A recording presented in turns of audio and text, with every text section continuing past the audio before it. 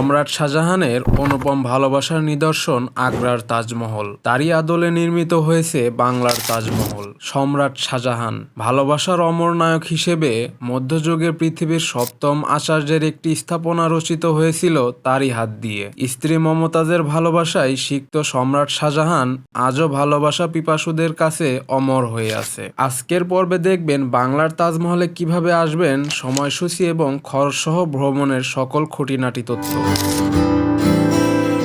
বাংলার তাজমহলে আপনি ঢাকার যে কোনো স্থান থেকেই খুব সহজে যেতে পারবেন। ঢাকা থেকে মাত্র 30 কিলোমিটার দূরত্ব। আমাদের যাত্রাটি শুরু হয়েছিল যাত্রাবাড়ি চৌরাস্তা থেকে মদনপুরগামী বাঁধন নামে একটি বাসে। আমাদের নামতে হবে মদনপুর বাস স্ট্যান্ডে। মদনপুর বাস স্ট্যান্ড থেকে সিএনজি করে যেতে হবে বাংলার তাজমহল পর্যন্ত। ভাড়া নিবে জনপ্রতি 30 টাকা। এছাড়া আপনারা 300 ফিট রাস্তা থেকে ভোলতা এসে 80-90 টাকা অথবা 100 টাকার মধ্যে সিএনজি নিয়ে আপনারা বাংলার তাজমহলে খুব সহজেই চলে আসতে পারেন।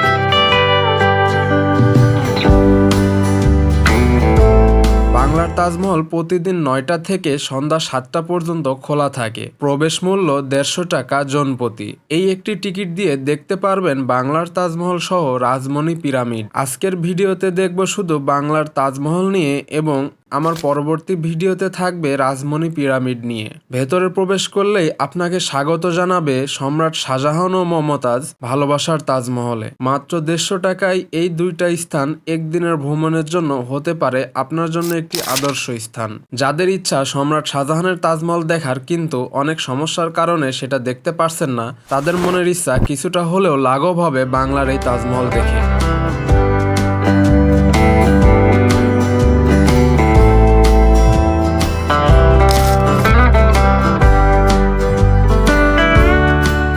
বাংলার এই তাজমহলটি আগ্রার তাজমহলের মতো করেই ডিজাইন করা হয়েছে। আহসানুল্লাহ মনি একজন ধনবান চলচ্চিত্র নির্মাতা। তিনি 2003 সালে প্রায় 18 বিঘা জমির উপর প্রকল্পটি নির্মাণের জন্য ব্যয় করেছেন প্রায় 50 লক্ষ টাকা। ইতিহাস বলে তাজমহলের এই অবিকল্প প্রতিরূপ সৃষ্টির ঘটনায় ভারত ক্ষুব্ধ হয় এবং ভারতীয় দূতাবাস থেকে তাকে মেধাস্বত্ব লঙ্ঘন করার দায়ে অভিযুক্ত করা হয় অনেকবার। অবশেষে 2008 সালে জনসাধারণের জন্য উন্মুক্ত করে দেওয়া হয় এই তাজমহল। এই তাজমহলটি তৈরি করা হয়েছে মূলত দেশের দরিদ্র মানুষ যাদের ভারতে গিয়ে প্রকৃত নিদর্শন দেখার সামর্থ্য নাই, তারা যেন তাজমহল দেখার স্বপ্ন পূরণ করতে পারেন নিজের দেশে থেকেই।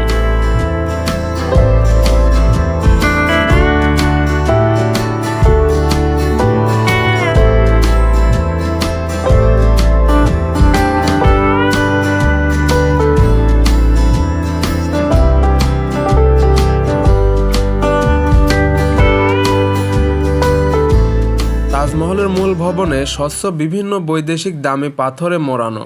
সবথেকে মজার বিষয় হচ্ছে তাজমহলের অভ্যন্তরে আহসানুল্লাহ মনি এবং তার স্ত্রী রাজিয়ার দুজনের সমাধি স্থান রক্ষিত রয়েছে।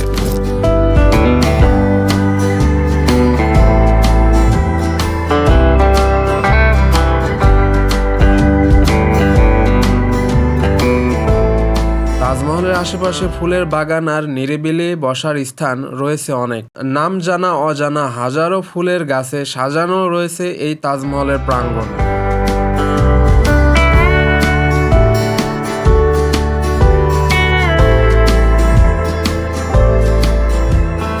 তাজমহলের ভেতরে আরও রয়েছে শীততাপ নিয়ন্ত্রিত রাজমণি ফিল্ম সিটি স্টুডিও ও রেস্তোরাঁ। যারা গ্রুপে কিংবা পিকনিকে আসতে চান তাদের জন্য রয়েছে বিশেষ সুব্যবস্থা। এছাড়াও বাহিরে বিভিন্ন খাবারের দোকান, হোটেল, আবাসিক ভবন, জামদানি শাড়ির দোকান, হস্তশিল্প সামগ্রী, মাটির গহনা সহ আরও অন্যান্য পণ্য সামগ্রীর দোকান রয়েছে। এর আশেপাশে রয়েছে বিভিন্ন পিকনিক স্পট, চাইলেই সেসব জায়গা থেকে ঘুরে আসতে পারেন।